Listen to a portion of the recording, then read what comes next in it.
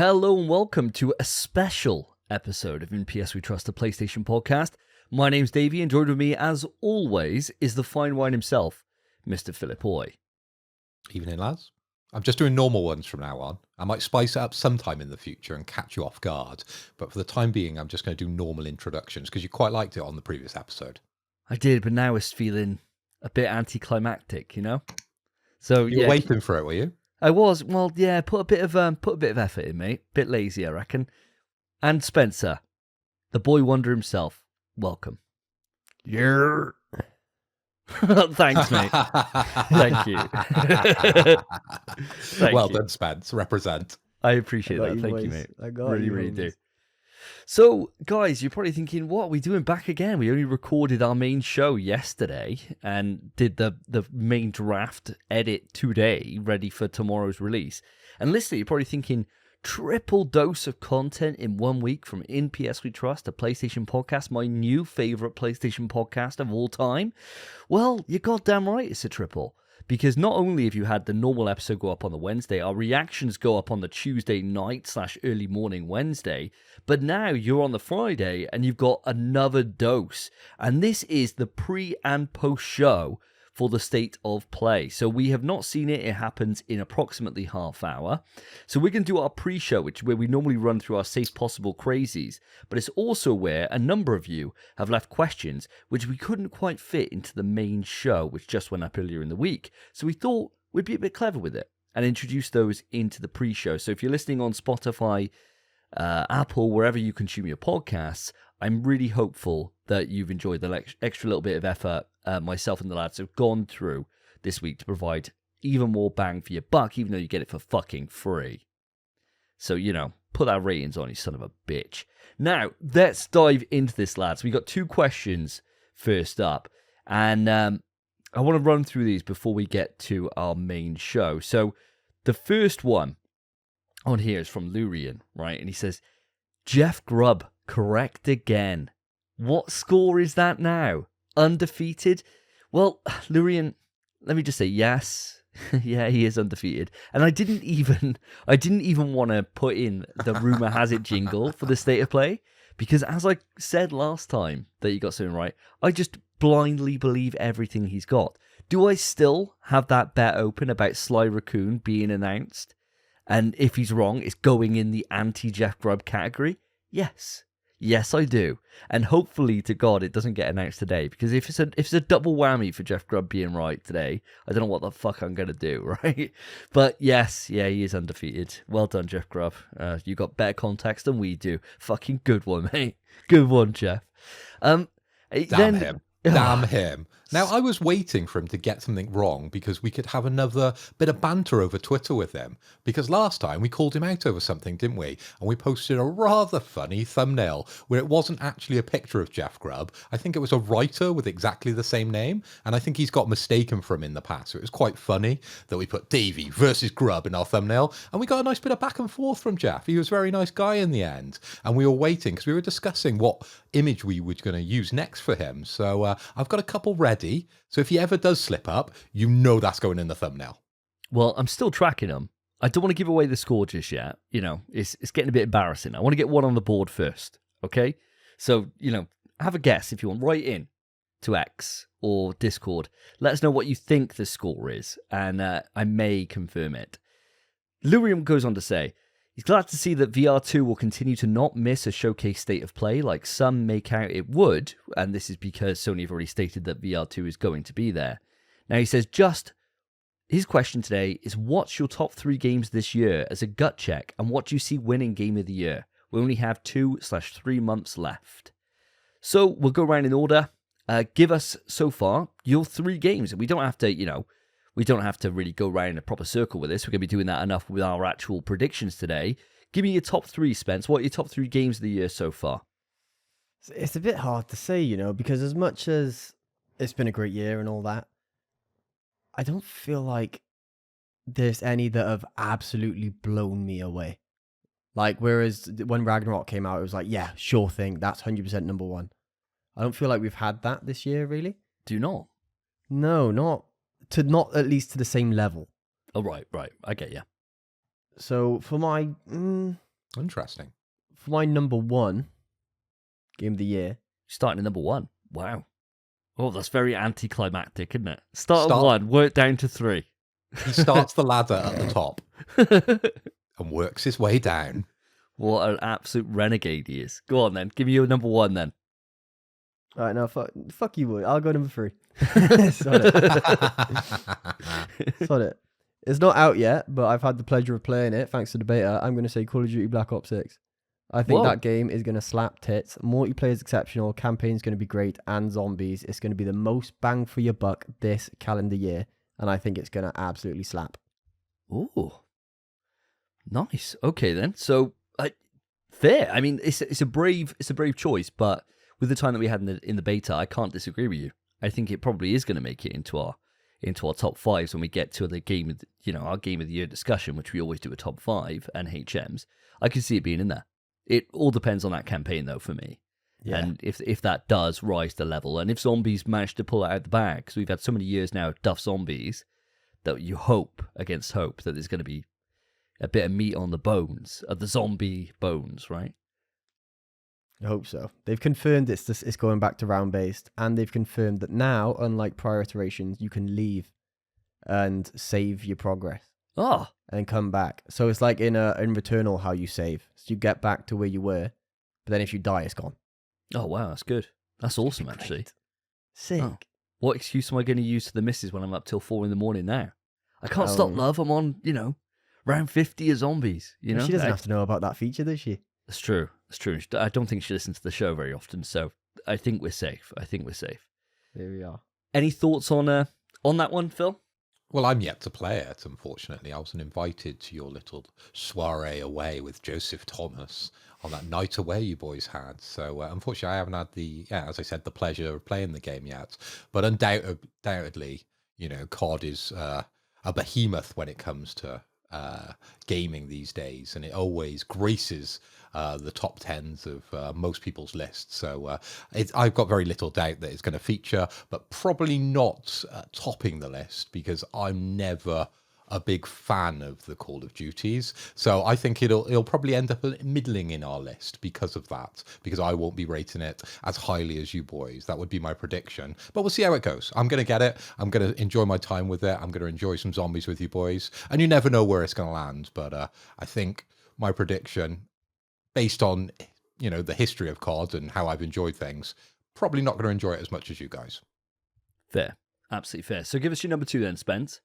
My number 2, probably going to be this beautiful little gem of a game that you and I have just finished, my friend. Absolutely adorable little platformer, Astrobot. It's a 10 out of 10. It's a 10 out of 10 game. And the issue is I don't feel like it's actually going to be considered a contender for Game of the Year. But I think it's got everything it needs to be one. Oh, wow. So, wow. I suppose this goes on to the main question. What's your number 1? Helldivers 2.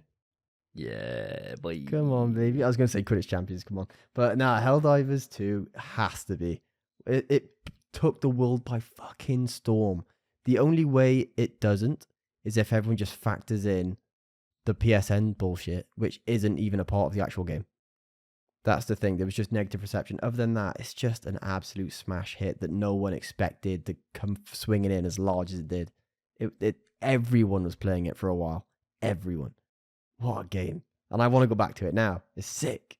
Yeah, it is sick. We need the buggies, man. Buggies come in and then we go from there.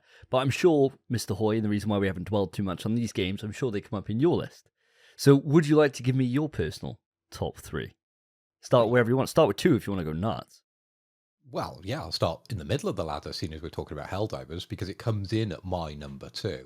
Ooh. Now, this game, I wasn't a fan of Helldivers the same way as you guys. I never really spent considerable time within Helldivers 1, and I didn't really know too much what to expect. You guys had sold it to me, and that's why I picked it up. You gave it the big un, and you weren't wrong when it came to Helldivers. I very much enjoyed my time.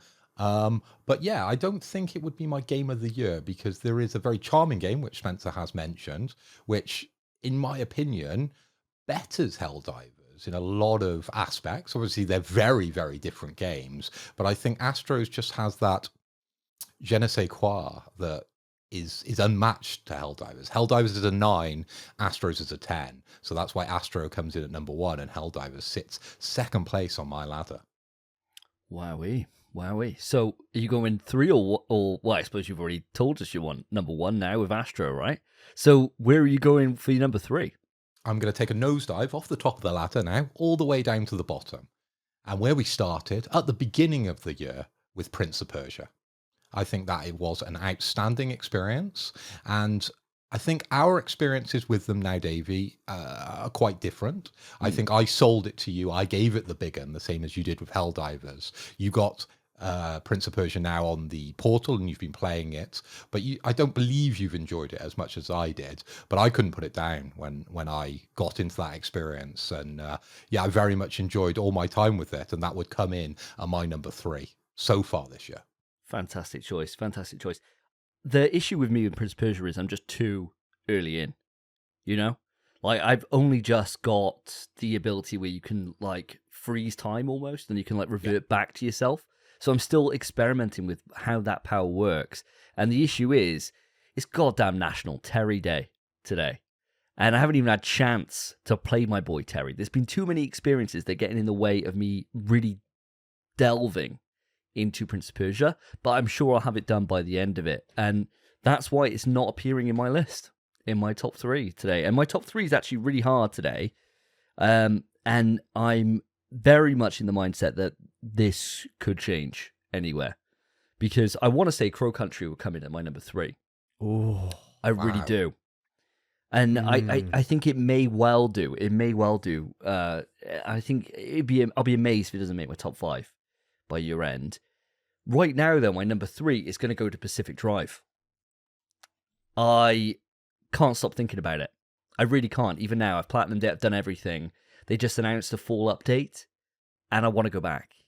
There's like more things you can put on. There's like a realism mode, and so it's like becomes ultra hard. And now with my like eco car that I've built, where it's all electric based and it self-gens itself from the environment, putting in realistic mode. Turns solar panels aren't that good, right? Like, I don't think it's actually going to do that much. So I'm kind of looking forward to delving in and getting under the hood, literally, and tinkering around. And so I think that's why it's going to come in at my number 3 at the moment. I loved it so much. I really did. I can't stop thinking about it. And then we come on to you guys in terms of the Astro Helldivers debate. And right now, I'm going to go for Helldivers being my number 1. Yeah, boy. I think that I've had so much fun for like 100 odd hours in Helldivers 2, and it's not going to stop. We're going to keep on going with this, and it's one of those things that, fuck me. The other day we booted up Helldivers 1 and had a blast with it. So it's one of those things that I know I'm always going to be looking at with such just a positive tear running down my face because I love it so much. I was so hyped for this. I was so anticipating number 2 coming back. Well, Helldivers being announced at all, and it blew my expectations away. And Astro is like a perfect game. It's a 10. We've all given it a 10, and I stand by that. However, I feel that I'm going to get to the end of the generation, and I'm not going to consider Astrobot in the top 5. Whereas I think I will for Helldivers 2. And not in your top 5? By the end of gen, probably not. Yeah. When you're considering that it's up against Returnal, I wouldn't put it on the same level as Returnal and Ragnarok at the moment. I think it would sit in a 3rd or 4th place for me in terms of like first-party exclusives for this generation. I don't think it's on the same level as Ragnarok or Returnal for me. I loved it. Don't get me wrong. This is like comparing James Cameron movies. They all slap tits. It's a 10 out of 10, but it's a 10 out of 10 for its genre. Yeah. It's not like the best game ever made. It's just a perfect platformer. Yeah. Yeah, exactly right. That's a really good way of putting it. And as charming as it is, I don't think it holds a candle at the moment to those other experiences. Whereas I think Helldivers, there's nothing really like it. I'm going to get to the end of the gen. I got a feeling I'm still going to be playing it. And it might be one of those things that every couple of months we boot up and see what's going on. But, I mean, we'll have to see. And by the end of it, but it's so recent that I played Astro now. It's like last week. Give it a couple of months and I could be really yearning, especially with like some of the DLC content they add in and things like that. This could go anywhere, but that's my current list as it stands right now. So I hope that answers your question, Lurian. And then the final question we got for today is from the homie Maloon, has written in. And he says, which is better, games announced years out, Ragnarok, or announced and launched 4 months out, Astrobot? He says he has his expectations low for today's conference. Remasters, Lego, Death Stranding 2, and then some cool indies, baby steps. Oh, and maybe Metal Gear release date. So I think those are pretty solid things to bet on, to be fair, but we're not going to get into that side of it yet because we've got to do our Safe Possible crazies.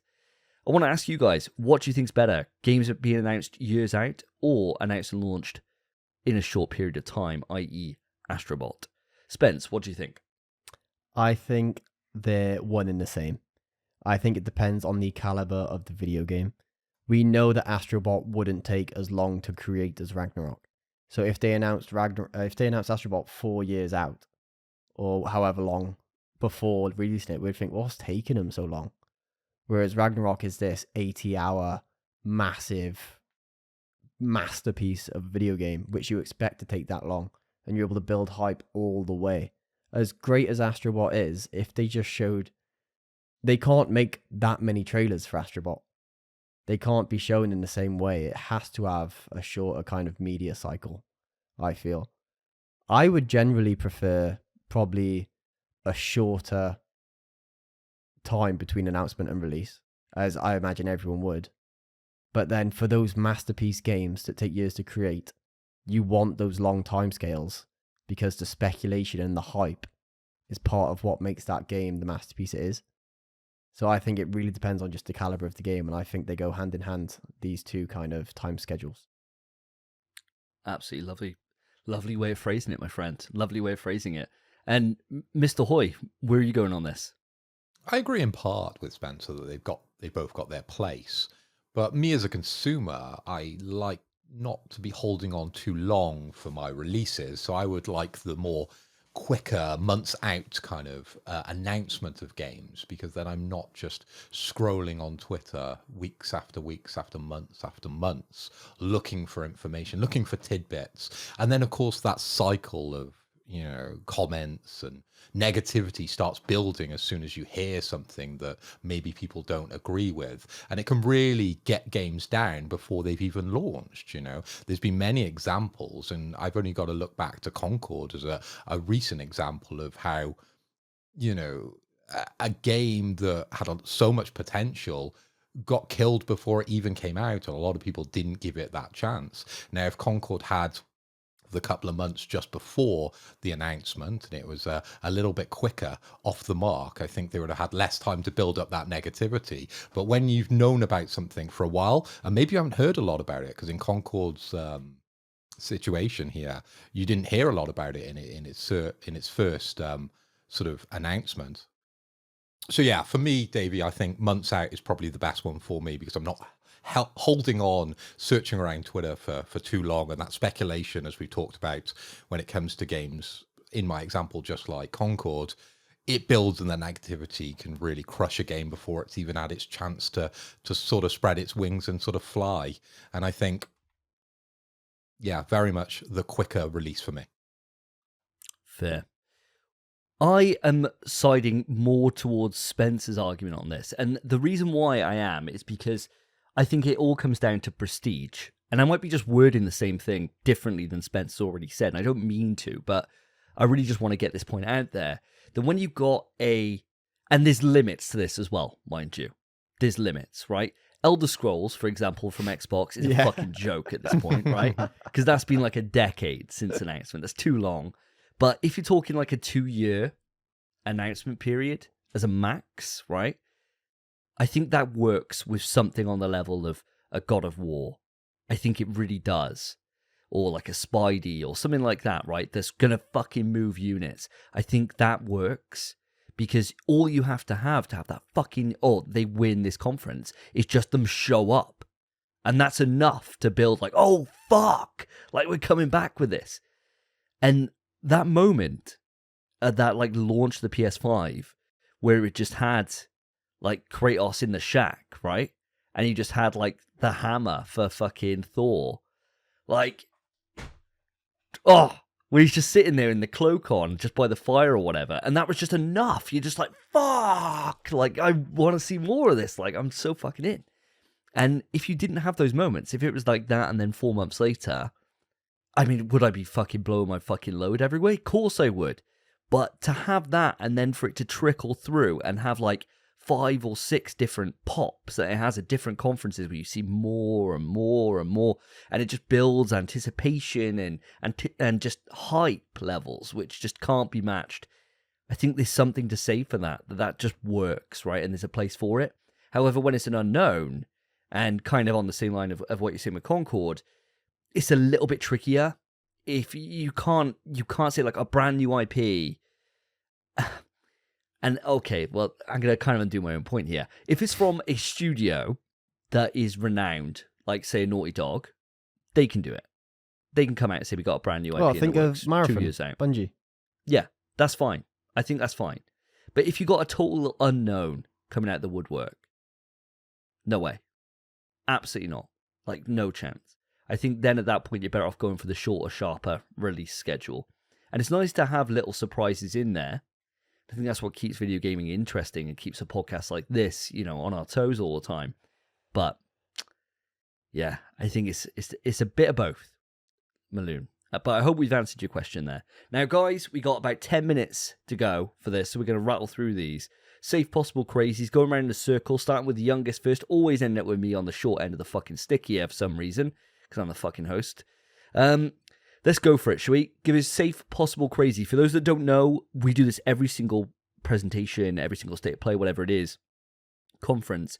And the rules with this are that if at the end of this, any of these come up, they earn shot value. So a safe is worth 1 shot to issue out to the lads. A possible is worth 2. And a crazy is worth 3. And we will very much beat down something that's too obvious to go into the crazy or the possible category. Good. So yeah, make sure of that shit, all right? And we cannot use the same thing that somebody else has used in the same category. So you can't come up with the same thing twice in a safe, for example. Now, Spence, lay it on us. You got fucking voters' rights, yeah? You got your pick of the bunch. Hell yeah. I'm going to preface by saying I actually don't think any of my 3 are going to happen. Oh, wow. My safe, I've said it before, I'll say it again, Pragmata, the Capcom space game. In a safe? Safe. You're fucking mad, man. You are. Man wants a drink. They said it was coming 2025. I reckon it's going to be early to mid 2025, and we're going to first see it now. Whoa. And so, normally with a safe, I'd want more detail, but you go in Pragmata. Yeah, it's mental, innit? I'm fine with it. Yeah. All right. Normally, I'd want like, are we going to get a release date? Are we going to get gameplay? Whatever it is. But for Pragmata, yeah, sure. Go for it, mate. That's fucking nuts for a safe. Madness. All right. Phil, what about yourself? Where are you going with this one? Well, I'm going to go a lot safer than that one. Jesus Christ. I'm going to stick with something that I think I may have predicted on a previous show because I'm still waiting for this. Now, I was a big fan of Spider-Man 2 that came out last year, and we're still waiting for said DLC. So I think there's a possibility that we're going to hear about the DLC. We might even see a short trailer for it, and we're going to get some idea of who's going to be featured within the DLC. Now, is it going to be Daredevil? Is it going to be Beetle? Is it going to be Carnage? That is what I want to see within the DLC. And I think that's a fairly safe prediction because it's something we kind of hope and kind of know a little bit around, and it should happen, right? I think it's a really good safe. I don't know why. Something in my mind is telling me that it's not gonna be there. Me too. I've got a feeling that it's just not. I think like that's probably like a Game Awards showing. I can see that being there. But I mean, fuck, if they do pull it out the bag. And apologies if I was just too awestruck of the anticipation of that potentially happening. On that, did you mention obviously it would be gameplay, I assume, but are you saying there's a release window for this first piece of DLC as well? I wasn't saying a release window. No, I was just saying we're going to get a trailer and it's going to feature some of the characters that are across said DLC. And I think the predictions that I've been reading, since Spider-Man 2 came out is that we would get 3 separate DLCs with 3 separate characters within them. So that would be the details I would be hoping to match, so I can get that shot to give one of you boys. All right. How do you feel about that, Spence? Are we happy with that? I'm happy. Well, it's more characters than we had in the main game. So I think, yeah, mate, I think I'd be surprised if it lands and it's all of that. I think Spider-Man 1 only had 2 DLCs. I imagine this one's going to follow suit with 2 DLCs, and one of them is definitely Carnage. Mm-hmm. But yeah, if we're sticking by it's 3 DLCs with 3 different characters, hell yeah, mate, more than happy. All right, we'll go for that then. So that's your guys' safe. My safe is very safe. All right, Legacy. We've seen it at loads of different conferences. And I think it's the final main hurrah for Skydance's Behemoth. I think it's going to be shown here prominently. We've already had gameplay of this VR title. We've already seen what it is, but I think that we'll see more in-depth rather than it being such a quick cuts all the time. I think you still obviously will have loads of quick cuts to show different things and show different things you can do, but I'm expecting to have a longer extension to that gameplay rather than it being just the quick cut trailers. I think it will be that ultimately, but with like maybe 20 seconds of uninterrupted gameplay rather than the 5-second snippets that they show so far. So like a slightly longer, but yeah, Skydance Behemoth shown again. We already know the release date and everything. I was going to say, yeah, it's so soon. So we already know all that. I would, if it's not there, I'll be fucking amazed because it's going to be a standout one for VL2 this year. Feels very safe, this one, doesn't it? And I think this was a game that you've got within your fantasy critic as well. So we're getting towards the end of the year and you want those points. So you might be hoping that it's going to appear here today. And if it doesn't, A, I don't get a shot, and B, you don't get any points. So fingers crossed it don't happen. Well, there we are. There we go. So our possibles, and we got 6 minutes until the show starts. Let's whip through these. Get through your possible, Spence. All right, this one's mental. I think we're going to see a Sony PSVR 2 game. So one along the lines of like Call of the Mountain. Oh, wow. So like a first party. Okay. First party, but maybe developed by someone else. PSVR 2 game. Okay. Don't know where I've thought of that because there's no hints towards it, but I reckon it's happening. And when we're talking first party, we're talking like one of the main studios doing this? As long as it's, PlayStation IP. Okay, so PlayStation IP VR game. Yeah. All right. I'll allow that. You happy with that, Phil? Yeah, we can let him have that one. I think PSVR needs some love, and they're always bigging up PSVR 2, aren't they, with these state of plays? They always include them within the kind of description of these shows. So, hell, why not? Why not? Yeah, we'll let you have that one, seeing as your safe was so crazy. I think you've started the ladder at the top with this one again, Spence. Yeah, hasn't he? Wait for the crazy boys. Hey. So, you're possible then, Mr. Hoy.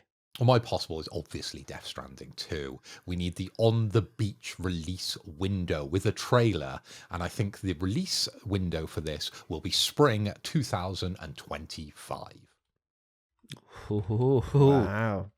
Okay, so I think, okay, that's good. I'm glad that you put it's got to have a release window in there. Yeah. And you've stated that as well. Oh, fucking madman. I would just kept it, it's got a release window. In it, yeah, I wouldn't. It's a possible. We've got to ramp this stuff up. All right. Come on. Fair enough. Well, I'm glad you guys have left it for me because I think this is the time to see the first inkling of Ghost 2. Oh, okay. I think Ghost 2, and I think that the date is just the season and the year. So it's like fall 2025. But it has to be both. Yeah. Okay. So I reckon it's 2025, and it's got to have the season and 2025. It can't just have 2025. Can't just have autumn. It's got to have both. So mine. Much like mine. With spring 2025, it's the same thing. We're going to see a trailer. You're hoping for Ghost. I'm hoping for Death Stranding 2. Exactly right. Okay. And then the final, the crazies. I can't wait to hear this, Spence. Lay it on me. What are you thinking? We can skip past it quick. It's Bloodborne. Come on. What remake? Yeah. Or remaster? Remake, maybe a director's cut. Okay. So a remaster. Including the DLC and all that. Yeah, I would want a remake, but a director's cut with a PS5 Pro upgrade makes more sense, I think. Oh, I'll tell you what, I'd love that. I'd love that. That would be, the fucking dream. Okay, all right, I'm in for that crazy. I love that. I can't imagine any objection from yourself, Mr. Hoy.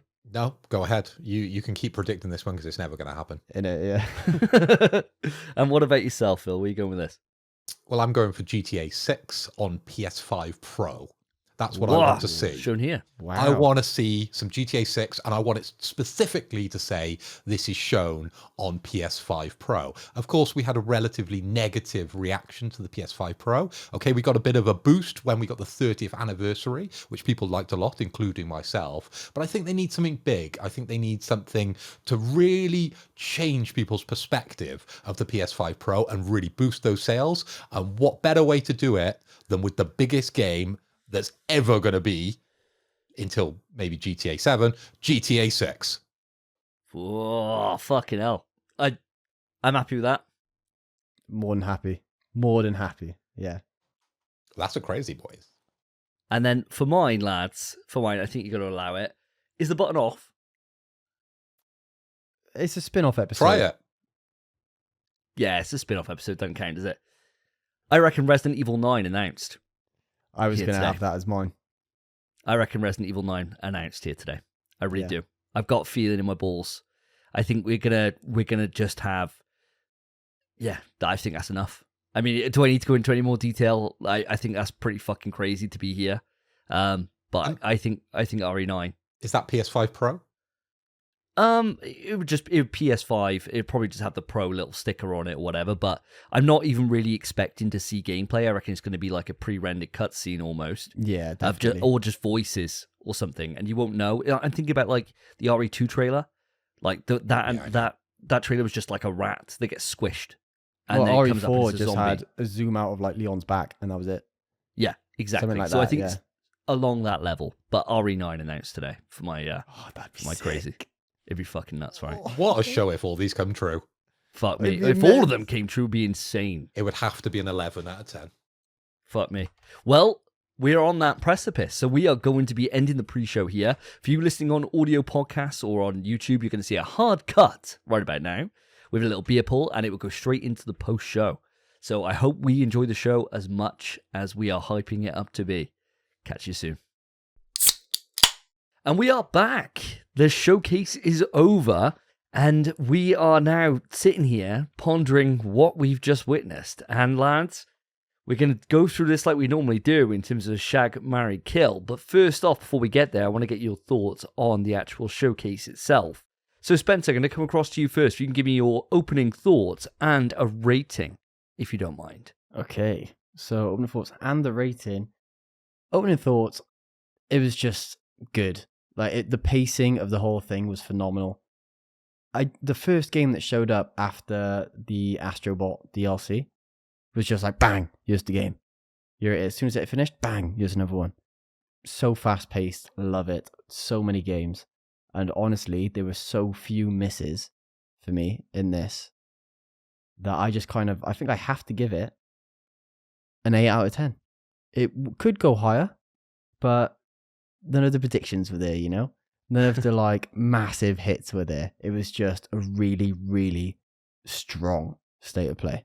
Glad to hear it. I would love to elaborate off that, but for the sake of getting our initial salvos out the way before conversation unfolds, Mr. Hoy, over to you. Well, thank you, Davey. Well, I very much enjoyed it, and I'm going to echo a lot of the thoughts of Mr. Spencer Davis, although I did think after the initial hype of seeing Astro, and them going through and kind of telling us information that we'd already heard, the maybe first 15 minutes, I wouldn't have said there was any bangers there, but it very much finished with a beautiful crescendo towards the end of the show. Obviously, it went into information around PS5 Pro, which I'm very pro on at the moment, and lapping up every little bit of information when it comes to PS5 Pro. And of course, we had that ending, which made you very happy for a number of minutes as we were trekking through the interesting landscapes of Ghost, but it didn't actually give us what you wanted in the end, so it made it even better for myself. But I'm going to go with the same as Spencer, an 8 out of 10 for this one, a very positive show on the whole. Well, that makes 3 of us coming in with an 8 out of 10. It really is. I really enjoyed it. And I thought for a moment that even if it had ended pre-Ghost, I was thinking, well, there's been some good little games there for me that have really tickled my fancy, some things that I didn't think that I'd expect. But I was always hoping for that one more thing. And obviously we got that, and that delivered with the first look of Ghost 2, which is just fucking amazing, right? So I am really happy with this. I think, like Spence said, the pacing was superb. And I think there was some major hitters that were actually shown in this showcase. The unfortunate thing is, like a lot of things these days, is that if you're on social media in any way, shape or form, a lot of them were ruined pre the show, which is a shame. And I suppose spinning it off from this and diving straight into it, I'm really surprised that first 15 minutes didn't grab you, Phil. Like, for me, the Midnight Walk, which was the clay game, like the kind of stop motion clay based game, that was VR and PS5, that was straight away like an absolute fucking banger. Came out of nowhere and just captured my imagination immediately. I mean, did none of those like early games grab you? Because it wasn't until we started getting to the RPG section of it that it lost me there. But that was a good 15, 20 odd minutes in before we got to that short little sharp moment of all these older RPGs, which really didn't, tickle my pickle. Well, my expectations for the show, I think, have been sky high because I'm riding that wave of positivity now with PlayStation, because of all the hype surrounding PS5 Pro, and I've been very much drinking the Kool-Aid on that 100%. So I was expecting them to go big and go fast, and they went fast, but I think a lot of the initial games for me weren't the kind of games that we were predicting. So within my predictions, my safe, I was wanting Marvel Spider-Man DLC, I was wanting Death Stranding, nowhere to be seen. And I wanted information on the PS5 Pro, and I wanted that big hitter right at the end to be GTA 6. But of course, even the predictions that Spencer made, and I think you got the Ghost one just at the end, didn't you? But you missed out on the release window. It didn't fulfill any of those big picks for me. So yeah, the first 15 minutes, I wouldn't have said there was any massive standouts for me. It was all towards the end of the show that got me excited. I think the big thing, and you might agree with this, Spence, is that it was surprisingly very VR heavy. Yeah. This conference. And I think that adds an extra level of appreciation for me that Phil, and for yourself, I suppose, that Phil just can't grasp onto, right? Like, that first 15 minutes we had, obviously, as I already mentioned, the Midnight Walk, and then it went straight into Metro VR. And I mean, both of those fucking kicked ass, let alone then you go into like later in the conference when we go into like Hitman. They just seemed like there was a constant stream of good quality VR titles that dug into my brain straight away and thinking, fuck me, I can't wait to dust off this device that I have not given the attention to that I should have this year because it's had, constant stream releases. Is that part of the reason, do you think, potentially that first like 15, 20 odd minutes worked so well for us where it potentially lost Phil? I'd imagine it probably is the case. It was, the first 15 minutes was dominantly PSVR 2. But I mean, other than Metro Awakening, which even if you don't have a PSVR 2, you can appreciate it looks fucking phenomenal. And I said Hitman. That. I said that during the show. That was the standout PSVR 2 title. But the other ones, that's your area of gaming, boys. So I'll let you handle that one. Yeah, I think Hitman VR as well. But then Midnight Walk, even if it's not on PSVR 2, it still looks like a wonderfully charming and spooky, creepy game, even on just base PS5 or PS5 Pro, however you're going to play it. So I think it depends on your perspective, but I could definitely see why the first 15 minutes we would prefer it. To me, I think the first 15, 20 minutes was the best part of the show. I'd agree. For me, it definitely lost me around... there was a couple of games where it started losing me a little bit. And the issue, and I suppose this is why we're giving it such a high rating, is that for every miss you have, they follow up with an absolute fucking banger. So you get Dragon Age Veilguard, which personally, I think looked like shit, right? I don't think it looked very good at all. And then straight into that, you get Alan Wake 2 DLC. And it's like, fuck me, this looks amazing. And then you're like, oh, okay, maybe we're getting a little RPG game or whatever. And then it's, Legacy of Kain coming back. And it's like, fuck me, you're like on a proper roller coaster with this. Rather than it being like, bam, bam, bam. Like, not everything spoke to me. But there was enough in here from like the very minor things. Like, the smallest game I think here is probably the Blumhouse Games horror initiative, Fear the Spotlight, which looked awesome. Proper like PS1 level, gave me those Crow Country vibes, survival horror kind of game. From that all the way up to the likes of Monster Hunter and Ghost, which, you know, obviously are made with unlimited budget by the fucking looks of it. They look absolutely fucking incredible. So I think it's just that weird thing that it was a roller coaster ride rather than a walk across the fucking Holland field, which is all very flat. So very flat country, if you don't know your geography. Holland, especially flat. Great for bike riding, but probably not great for excitement until you get down the Red District. Anyway, moving it back on. So guys, we're going through it, and we all thought, we were watching the time, we were watching the clock, and we were all thinking, oh, it's over now. Like, this is it. It's going to end on Lego Horizons. How glad were you that things just kept on going?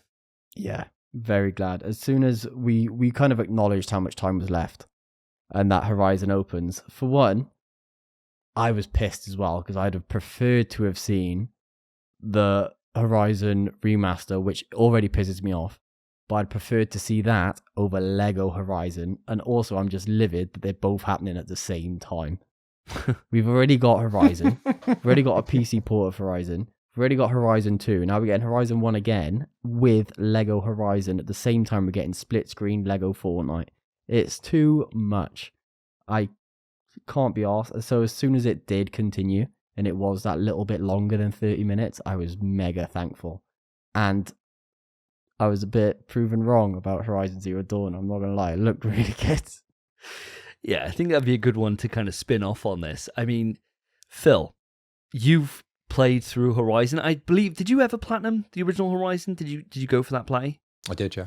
Do you think you're going to be in now with the promise of a £10 upgrade, so a $9.99 upgrade, and the visuals on par, which, to be fair, we all remarked looked pretty fucking awesome, to be fair? Well, I'm glad it got its inclusion, because I was as worried as you boys when we got to Lego Horizon and we were looking at the clock thinking, we've only got a few minutes left here. What's gonna be next? And I've just pulled up a list of actually what was next.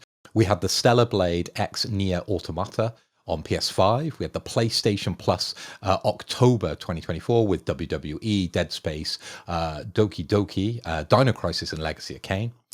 We had The Last of Us Part 1 within the catalogue. We had the DualSense Chroma Collection, the PS5 Pro introduction, again by Mark Cerny. We went through the list of enhanced games on PS5 Pro. And of course, we ended on Ghost of Yoti. Is that how we're saying it? The Ghost of Tsushima 2, basically.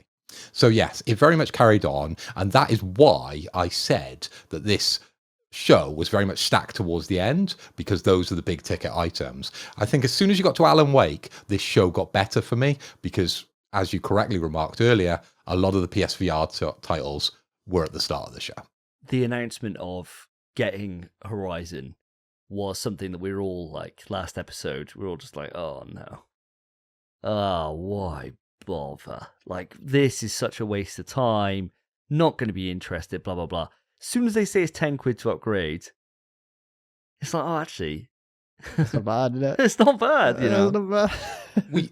We all knew it was coming, didn't we? Because it's been rumored for a while, and obviously some of the rumors were very much, yeah, this is definitely going to happen. You couldn't dispel that rumor any further. And then when it got through, we're all like middling, as you were saying, but as soon as it got to that £10 upgrade, you're 100% right. It turned that frown upside down for me as well. And I've just been scrolling through a few of the screenshots that have appeared on my Twitter. And by God, that game, oh, it looks absolutely fabulous. It really does. It's going to sing. It really is. Do you reckon, Spence, that's going to be an auto play? Yeah, 100%. Unless you don't transfer your save data, yeah, 100%. Well, I've got to transfer my save data. There's a new game plus on Horizon, so maybe it might be time to go back through. It might be. I mean, am I going to really do it? Probably not. I'll probably end up buying it, to be fair. 10 quid's nothing, is it? I just dropped that on fucking Terry, for God's sake. I'd quite happily spend 10 quid and just have it there to future-proof. But for me, I mean, the big shock here is how good quality this PlayStation Plus lineup is for next month. Absolutely fucking insane. Like, WWE is such a win for us. Yeah. Because we love it. Every time it gets featured into PlayStation Plus, that's it. That's our new Thursday night game for a while. Last time we got into it, Spence, for Christmas, you bought me a fucking Keith Lee figure down there. Yeah, of course, mate. So who's gonna be joining him this time? Who knows, right? Like this is the thing, that these games are always just fun to play. We never buy them, but whenever they get included, it's always just a fucking class time. So to have that, and for people that have never played Dead Space, to have that included now, you lucky fuckers. Like, one of the best games of last year, and you get it included now. Oh. And that WWE 2K24 game, it's one of the highest rated WWE games in a long, long while. It actually got 80% on Metacritic. So it's actually a good game. Wow. As well as being a WWE game. So we'll enjoy it. We'll love it. No, it's gonna be a great time. And for me, it means I can finally play something that I have staunchly opposed buying, and that is The Last of Us Part 1. And so I can play that through now. And what I might do is I might sit down with Karen, my girlfriend, get her to watch along while I blast through it. And then she can watch the show, because I'm not letting her watch the show first. Like, no way. Yeah, she's got to play the game through first.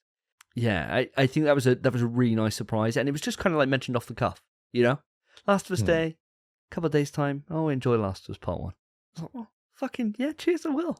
Thanks. Thank you. It's a lovely little thing. And fucking Dino Crisis returning. Who could have seen that? You are not playing that. No, definitely not. Not after we slaughtered it so much in our run back through, where I pulled out so many problems with it. But now I know what to do. It might be a more enjoyable game than it was on the first time through. And if they add trophy support, I'm not doing that.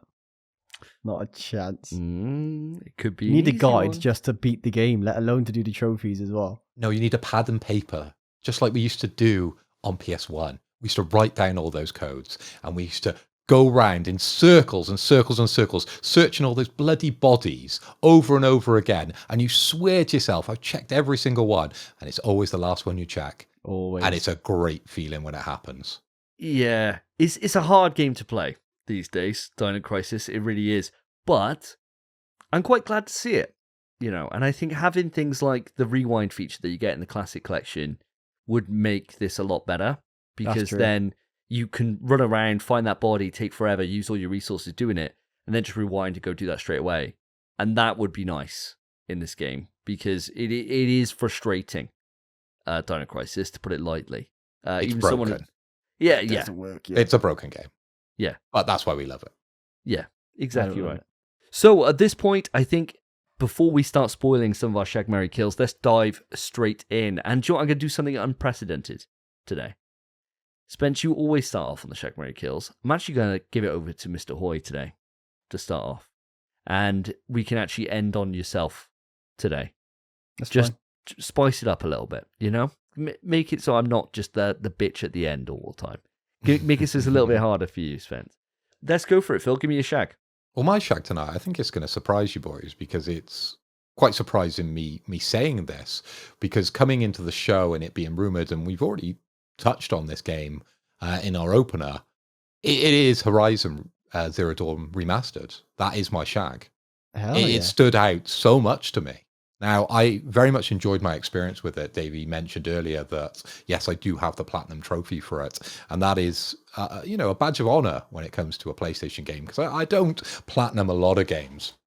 So for this game to come back and be remastered and to look as good as it does, why not? For £10, let's just do that. And as you've mentioned, Davey, we can go back, do that New Game Plus, and possibly pick up a couple more trophies along the way. So yeah, that would be my shag for the state of play.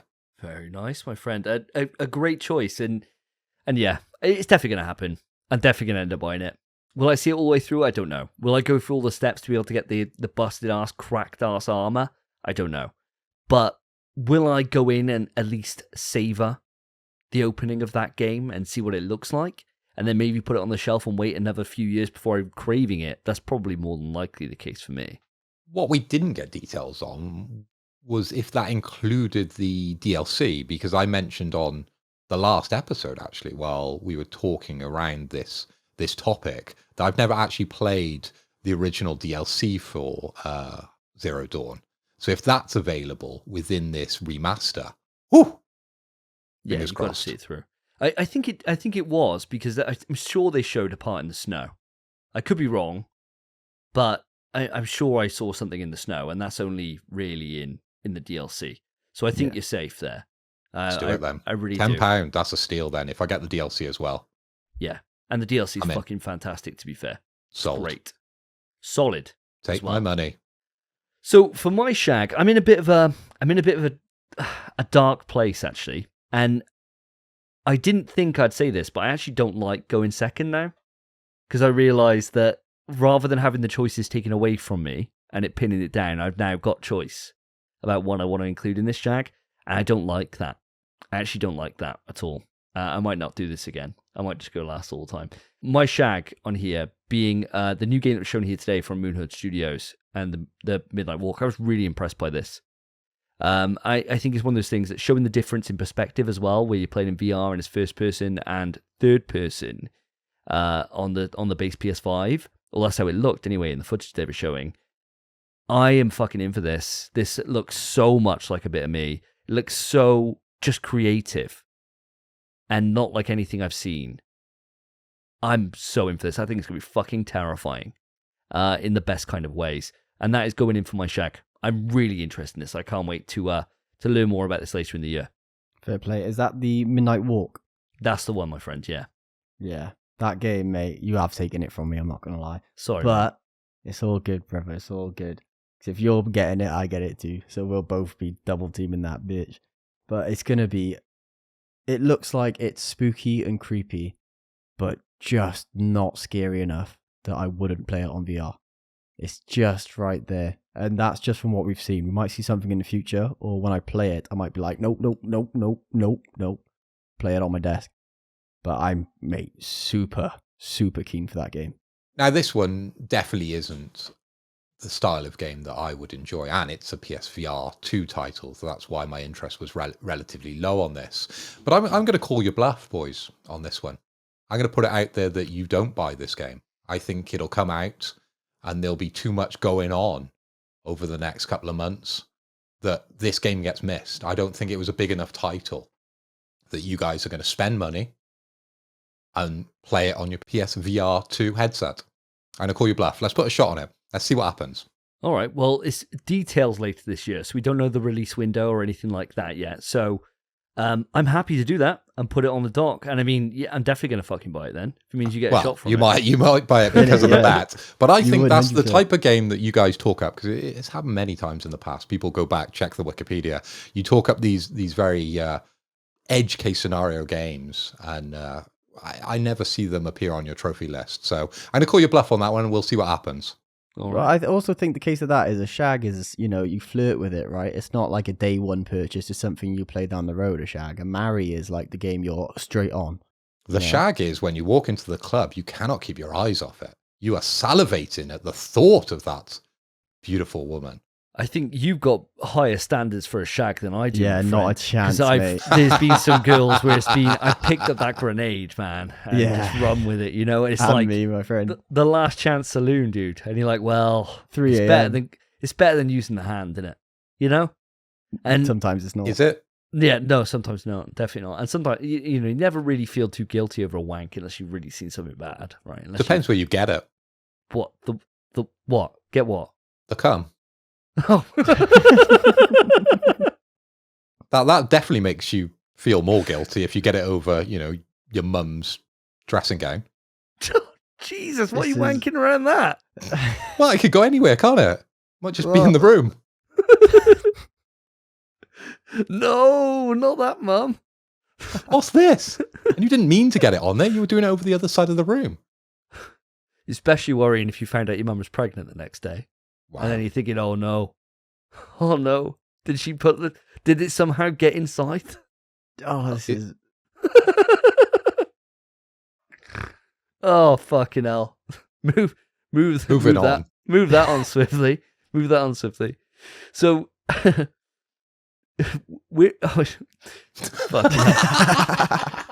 Fucking hell, I can't believe that. Jesus, proper done him in. Fuck me. All right, so where are you going with your shag then, Spence? Okay. For mine, I think I'm going with Hell Is Us, which was that kind of Devil May Cry / Souls-esque, FF16-esque, Stellar Blade-esque game where you play as that hooded man with the sick weapons, shooting guns and stuff. You have that little droid behind your back. Action-adventure game. Just looks like any other action-adventure game, really, but it just looked really pretty and really cool. So you know you're going to enjoy it. It looks like Devil May Cry, but something recent. So, easy. Yeah, it looked interesting. I think for me, I definitely have to see more. Yeah. But before I hit the button. You know, it would be like, you're seeing the woman on the dance floor, and you're thinking, oh, she looks all right. I maybe want to hear what she sounds like. You know, like, if she opened her mouth, I like Spencer, go in. Then you might think, oh, you know, maybe I'm going to need to drink a few more buds before I have this. Whereas, you know, it could be then, it moves on up, doesn't it? And next thing you know, it starts to shag and ends up being a marry. So I definitely need to see a little bit more. For me, Spence, I think this one interested me along with yourself, purely because it's the type of game, the style of game that's very much in vogue at the moment, isn't it? You mentioned Stellar Blade, and of course we've just had Wukong, and I think this very much sits in the same vein as those style of games. But much like Davey, I would like to see a little bit more, because there was nothing specific from what we saw that really grabbed me and took my money, like Stellar Blade did for obvious reasons. You know what I'm saying? Wukong never did it, so let's see if Hell Is Us can do it when it comes out on PS5. Oh, yeah. We're on to our marries. Phil, over to you. Okay, my marry, I'm going to cast a wide net over this one. And I think it's probably pretty obvious, seeing as I've been so pro on the PS5 Pro.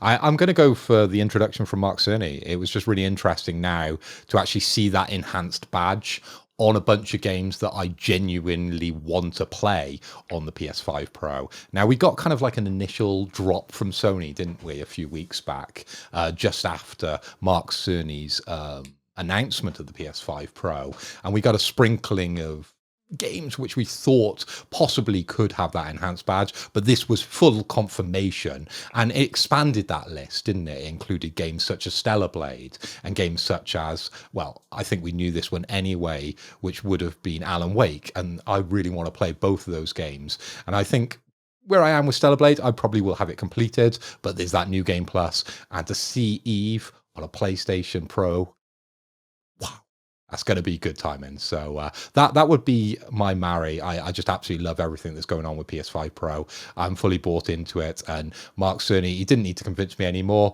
But now I know there's more games that I want to play. I'm done. I'm there.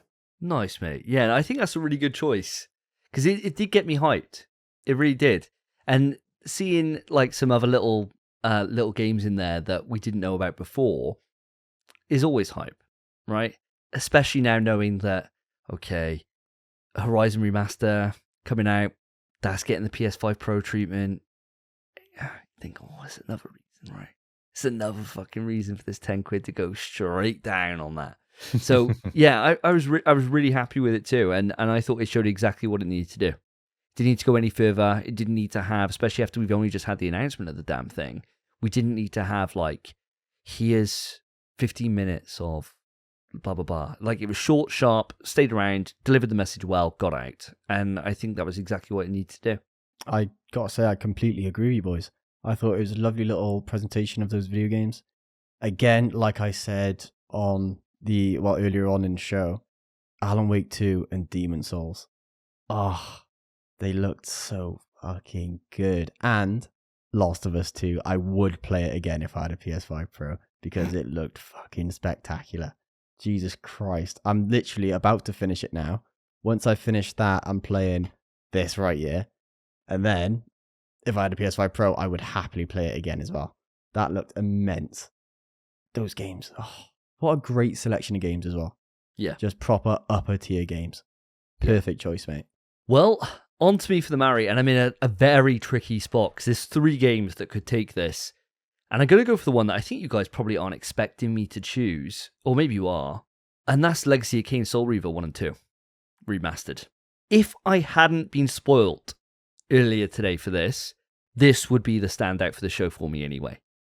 Because I did not fucking see this coming. Obviously, we had the news from like San Diego Comic-Con where they showed like figures off for Legacy of Kain, and obviously we spoke about it before as a rumor on the show that it was potentially happening.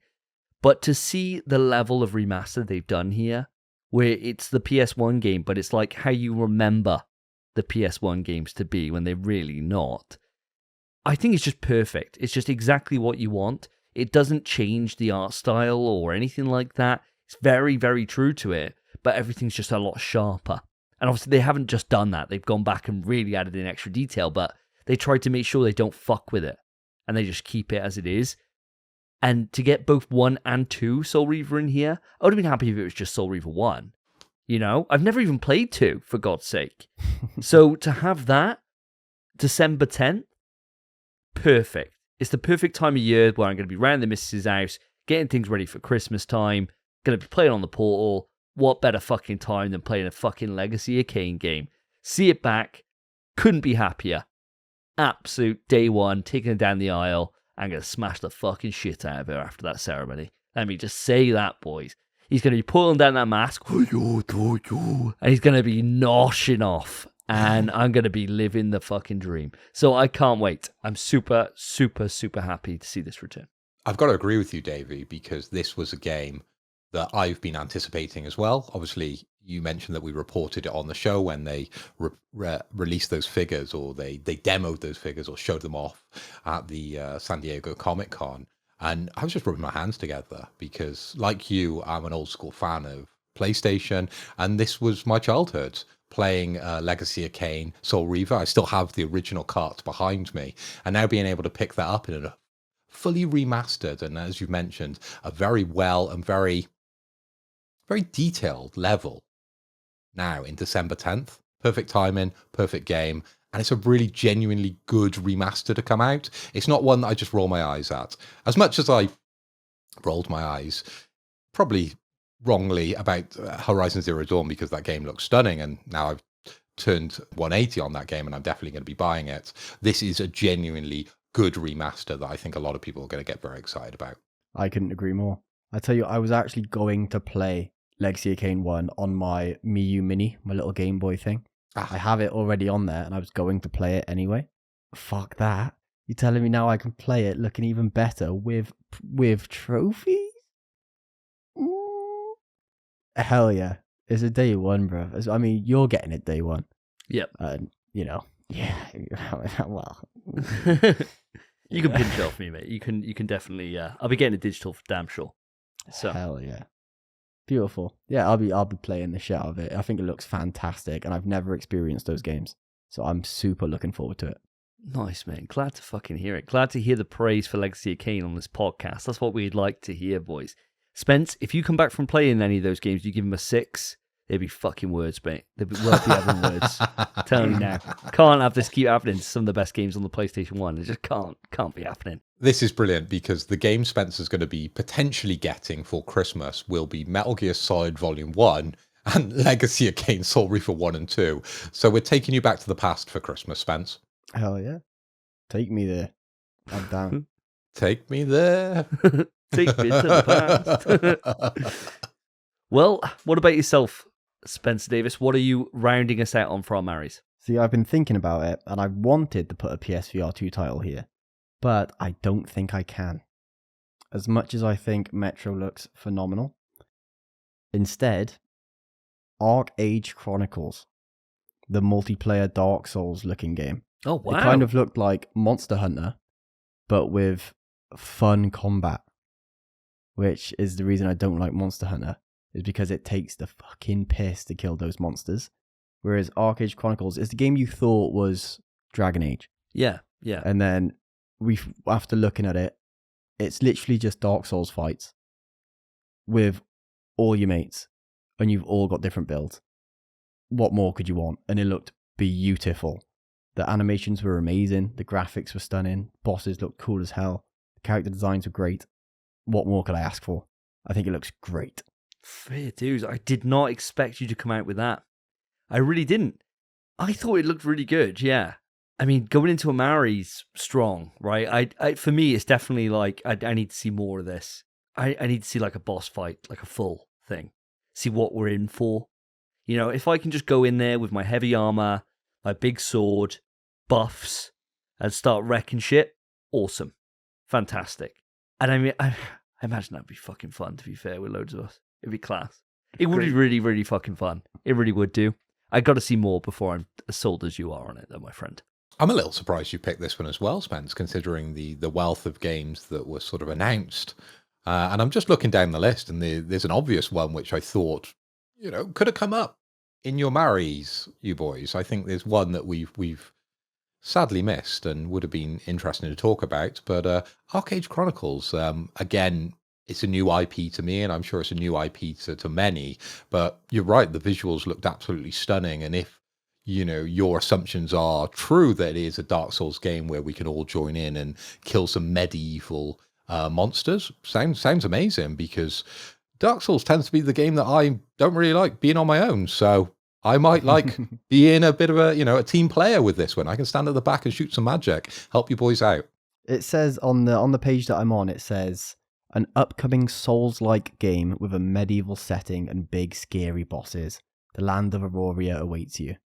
Ooh. That's it. It might be, at the moment it's a marry, it might be a swift divorce, depending on what we see. But at the moment, yeah, sign me up. Nice. Glad to hear it, my friend. Glad to hear it. And I'm sure, don't worry, Phil, I'm sure we're going to get into a couple of little HMs just to end this little thing, because there is a big game in particular that we've certainly missed out on. But it's time for our kills. Mr. Hoy, back to you. Unless, of course, I kill it right now, right? Well, that would be wild, but yeah, go for it. Yeah, you could.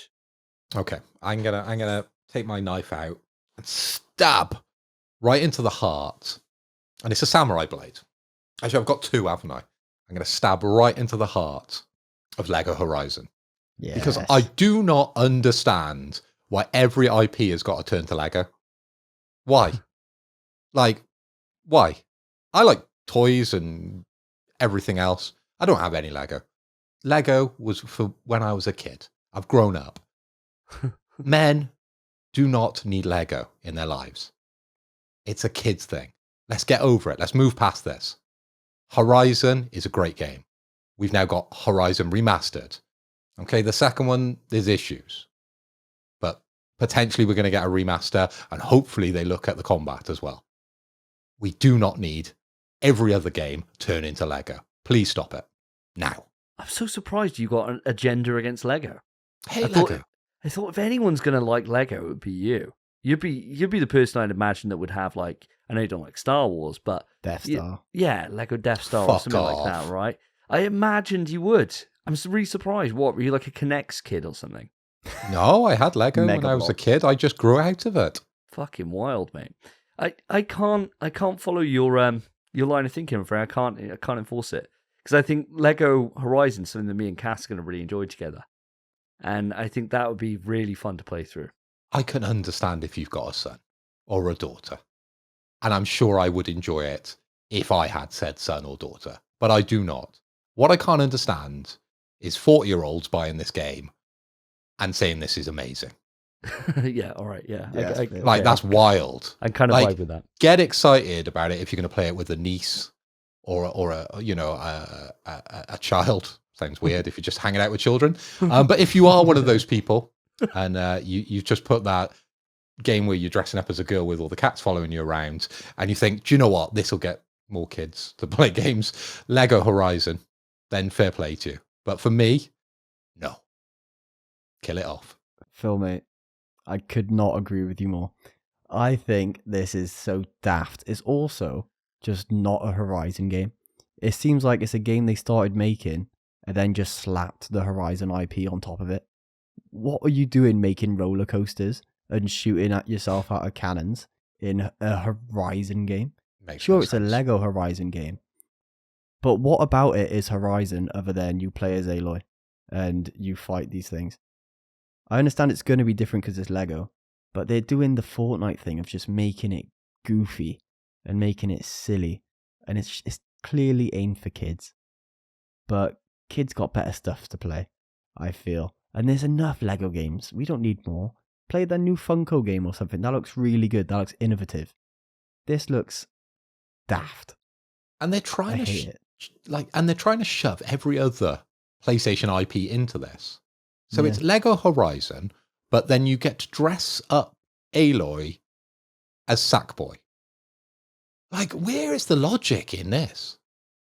Who's thinking, I can't wait to dress my Aloy up as Ratchet? Like, I just don't get it. It makes no sense to me. Please make it make sense. But it just doesn't.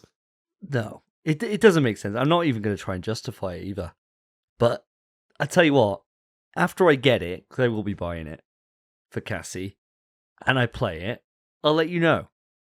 It could be a sleeper hit for all we know. It could be fucking cracked out the arse.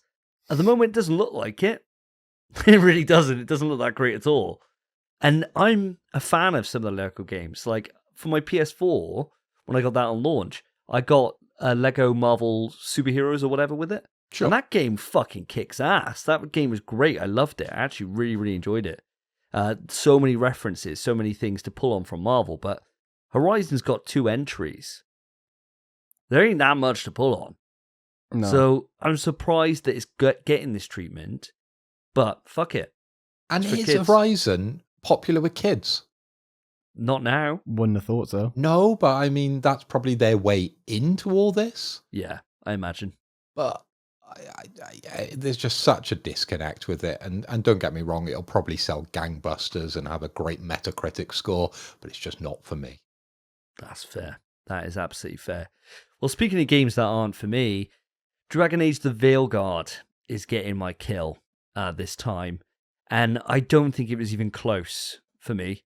I have never been more disinterested in a trailer in a long time.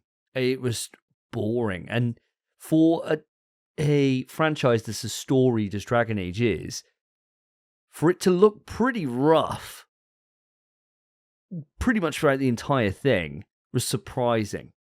You know, I mean, this is a game that's having a short, sharp turnaround from its announcement to its launch. And I can kind of see why. I think they're trying to pull the wool over people's eyes with this one. I think this one's going to be rough. And I'll be amazed if it reviews well, because at the moment it looks rough. And it certainly ain't for me. Gotta agree, it didn't look good at all, did it? And I think it was one of the trailers which I commented on that this is going on a long time. And surely that's probably the most negative thing you could actually say about a trailer, because you want more. You know, people pay a lot of money to be able to be showcased at these states of play. And if that's the best you've got to show, it's just not doing it for me. The dragon fights, sure. Monsters coming out of the floor, sure. But none of it looked good. I gotta agree, boys. Literally, if it wasn't for one other trailer, that would have been my kill as well. This looked horrific, and I always just, whenever I think of a dragon fight now, I compare it in my mind to the dragon fights in Elden Ring. And by God, did this look abysmal compared to it. And even as its own thing, if you're not comparing it to anything, it didn't look fun. It looked slow-paced as hell. Did the ugliest dragon I've ever seen. You were right in saying that, Davey. This dragon was ugly as hell. And then they thought, second dragon. Whoa! And a demon. Whoa! What? You've got to retreat now. Nah. It looked shit. And the only reason I liked the old Dragon Age trailers was because of that babe that was in there before. And they didn't even show her. So not a chance. Horrific trailer. Completely agree with you, mate. Well, there we go. We'll get a nice little bit of agreement on this. Now, Spence, what are you going to finish us off with on our kill list? Yeah, well, this is the one reason I wasn't agreeing with you for Dragon Age. Towers of Agaspa. The upcoming city building game. Oh, yeah. it's just not for me, boys. I know some people like city building games, but those people are boring. Play something fun. It's outrageous. This is the same thing about Davey saying about people who fly, flight simulators. Yeah, just learn the fly. Yeah, just become an architect. What are you doing? Town, Towers of a Gasper. It sounds like it'd be like a cool tower climbing game where you're like fighting up the levels of a tower. But no, you're building towers like it's fucking Minecraft, except you don't actually get the pleasure of crafting and mining and stuff. You just say, yeah, build there. Terrible. I hate games like this. I always hate them. I'm never interested in them. If I ever try them, immediately I'm bored out my brain. I don't know how people can play these unless they're baked or on acid. I don't understand. Jesus Christ. I mean, in my youth, I really enjoyed like city builders, like SimCity and stuff. I used to love it, dude. Like, absolutely love it. Something about this. Oh, I'm obviously not going to buy it, right? Like, but I don't feel as strongly as you do. I don't hate it, and I thought it looked quite pretty. It's not for me, but I don't feel as passionately about killing it off like you do. And my past is riddled with like building things like SimCity or fucking Roller Coaster Tycoon or Theme Hospital and all these different things. I do have like deep down inside me, if I opened up, if I retired and I had unlimited time, I could probably get into this. And I don't know. Well, I'm glad I got 30 odd years of work in front of me. That's all I'm going to say. So listeners, viewers, you might have cottoned on that we're recording this directly after watching the show. And you might have also noticed, the astute of you that are watching on YouTube, because we'll probably remove the audio, both Davey and myself had to Google this game when Spencer brought it up. That's how memorable this one was. So yeah, relatively negative, this one, I would have said. The concept, I'm sure there's a way to make this cool, but this, for me, just wasn't it. There wasn't anything in there that grabbed me and shook me and said, Phil, you need to put your money down. You need to state your claim to this one. This could be your game. And I don't know who is the target market for this type of game. It just felt a bit weird and the concept a bit strange. But good luck to him. But it's not a game for me. Fair enough. Well, to bring this to a close, there's two games that we haven't talked on, and we don't have to go long at all, and I'm sure that we'll be talking much more on the next episode when it comes to one of these. But I do want to do a quick shout out to two big games that really impressed me, and I suppose the ones that probably the big talking points from this. Monster Hunter Wilds. It looked fucking amazing to me. The more I see this, I keep saying, the more I see of it, the more impressed I am. And this trailer actually gave me goosebumps. And nothing else in the actual trailer, in the entire showcase did. I really was impressed by this. And this would have got into my marry list alongside another game. But, I mean, how do you compare with Legacy of Kain? Are you guys still unsold by this? Or is this going to be one of those things that if I go in on Monster Hunter, can I expect the cars to start falling? I've said it before and I'll say it again. As soon as you buy it, I'm going to follow you. It'll be a quick, it'll be a quick walk back on previous things that I've said about this IP, because it does look very interesting and it'll very much scratch that MMO itch, which I remarked on during the stream, because I haven't had that for a long, long time. My past lies with games such as World of Warcraft, where you would spend a day out grinding to find items to be able to take on, a raid or a beast later on in the evening. And I could see us doing very much the same thing. But I think we could get lost in this. We'd have to be very, very careful. We'd have to buddy up. We'd have to have, a help system. And when things get too tough, we'll take it away from each other, just wean each other off it. Because otherwise, you won't be hearing any more from MPS We Trust. We'll just be hardcore Monster Hunter players. Yeah, exactly. Or what we could do is we could start being really smart and incorporating, so we could just record our PlayStation Network chat. and that could be the podcast. So we can continue to play Monster Hunter, but it would just be a normal run of the show. So every now and again, it's like, he's behind you, Phil. Phil, look out, Phil. Every now and again, when I'm like, where is Spencer? Help me. So that may end up coming to reality. Now, Spence, are you going to follow along on this journey? If I'm buying this, are you going to install it and join us? If you buy it physical, there's not a fucking chance. That'll just be you boys and Lewis, I'd imagine, having fun together. If you get it digital, I may as well download it and play it with you. I don't think, maybe I'd enjoy the game enough that some games are allowed to be bad, because when you're playing them with your mates, it's a fun time regardless. So it might be a case of that, and who knows, I might start enjoying it. But am I going to put the money down? Fuck no. Absolutely not. I can't be arsed with a Monster Hunter game. They're too long, man. I'm behind on everything already, and I'm not playing anything long. There's no chance. And I just don't like these games. Granted, I will admit, this is the best looking Monster Hunter I've ever seen. It does look good. But I've already dug myself in the hole of I hate this franchise.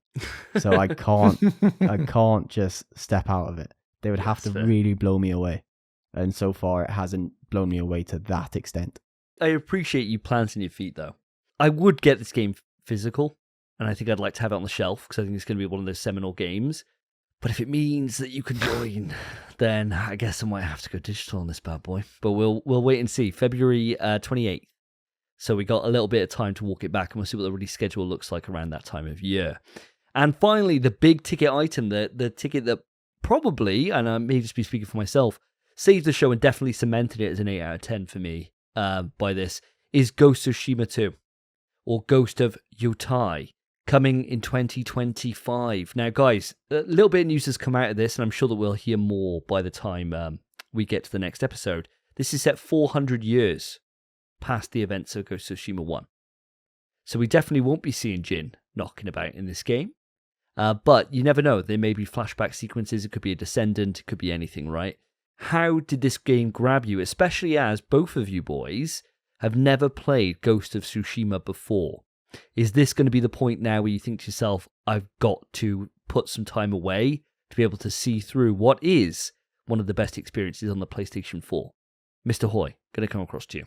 100%, mate. I think this, as you mentioned, was the big ticket item of the show, and I was surprised that it didn't come up within either your marries or your shags, because this game, specifically you, Davey, is a bit of you. It is a series you've talked about and you've hyped up throughout our friendship during the podcast, and even before, when we were talking about games to buy on PS4, it was always one of the ones that you said to me, Phil, you should probably play this.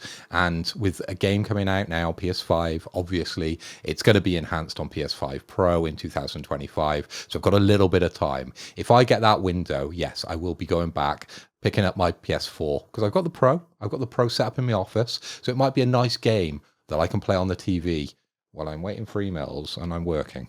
Well, the good thing would be that it was on, I don't know if it still is, but it was on PlayStation Extra. It still is. It still is? So that's your time, man. Strike while the iron's hot, I would. As soon as you clear your backlog or you clear some time, because it is a longer experience, see to it. And play it on PS5, because I finished it on PS5. I started it on PS4, and then did all of the first island, and then kind of took a break. And then came back to it on PS5, and it was just fucking amazing. So I would highly recommend you play it on the PS5 rather than the PS4. It's fucking beautiful. It really is. It's absolutely stunning. That Sucker Punch did an amazing job. And the reason why I didn't include it is because I didn't go last. I thought it would come up, and that's the only reason. So I thought, right, well, Legacy of Kain, I gotta grab it for me. Like, otherwise, I didn't think you'd pick it, Spence. So I thought, right, I got a chance here that I can still talk about this in a bit of depth. That's where it is. So Spence, what are you thinking? Are you going to go back to the original? It's already installed, mate. I'm not going to lie to you. Yeah, I installed it like a week ago. But although it's already installed, it's not high priority. So I'm definitely going to play it. But before then, I need to finish Alan Wake. I want to play Death Stranding. I want to play the new Horizon Zero Dawn remaster. There's a long list of games I need to beat prior to the Ghost of Tsushima. I think when we get an actual date, that's when I'll start Ghosts, because I know I'm going to love it. So when that time comes, I'll sit down and I'll give it the time it deserves. Nice. And so from what we've seen so far, guys, what are your first impressions? It wasn't really gameplay, was there? So it was a little bit of gameplay. They were showing running through the field. It wasn't enough gameplay.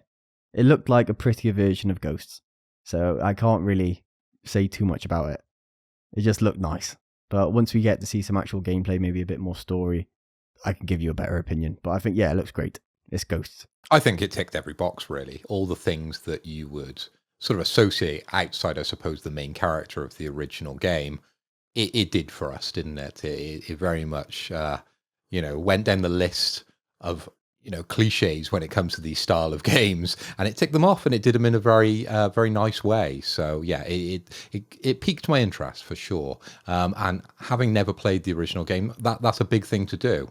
So hopefully now a second iteration of the game. They always say a second one could be an improvement on the first. We'll have to see, and I'll have to play the first one before it comes out in 2025 for sure. Hell yeah.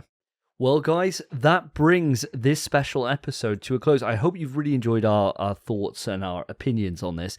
And audience, I would love to know yours, because, it's going to be a week later that we sit down from the date of this coming out to record the next episode of the show, which will be episode 100. And we are not going to be getting drunk. So I will very much like to hear your opinions. Please let us know. Write in on the email pswetrust@gmail.com. Hit us up on X @InPSWeTrust, or hit us up on the Discord. The links will be in the description of the show. Let us know your thoughts on the show. How did you rate it? What are your standout games?